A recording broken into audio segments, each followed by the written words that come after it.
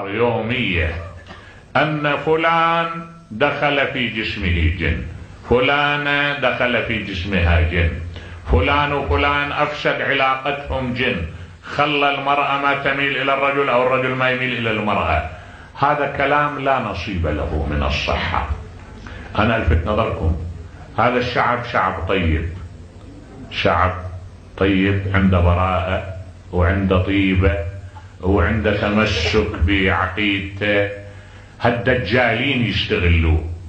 احذروا ذولا الدجالين، ذولا لا عندهم دين ولا عندهم خلق، وما يهمهم أن يحرقون الدنيا في سبيل أن يحصل لك كم فلس. نبالي شوي زين، اتقوا الله فيهم. هذولا أنقص من الخنازير والله.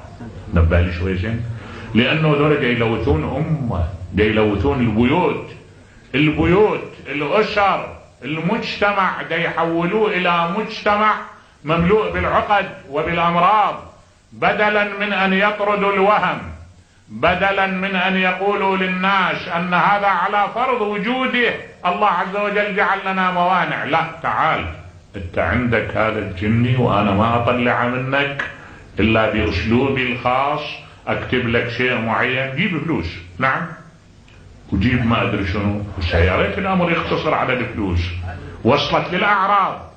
انت شايف هذول اناس لا غيره ولا كرامه ولا دين ولا خلق، ما عندهم شيء يمنعهم من هذا، نفوس شريره مملوءه شر.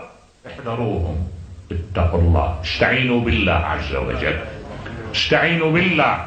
الانسان المسلم ياخذ القرآن الكريم، القرآن يقول ان عبادي ليس لك عليهم سلطان، يخاطب واحد من الجن يقول له دول ما لك عليهم سلطان. حرام الله عز وجل يجعل لكيان غير كياننا سلطان علينا ليؤذينا، حاشا لله، ما ممكن هذا المعنى يتم. والله عز وجل وضع لنا ضوابط وأمرنا أن نستعيذ بالله من الشيطان الرجيم، وأمرنا أن نستعيذ بالله من هذه الوساوس، وأخبرنا أنه لا سلطان له علينا. فعليه اتنبهوا، الطيبة اللي عندكم لا تخلون ذولا يفسدوها ويستغلوها. ها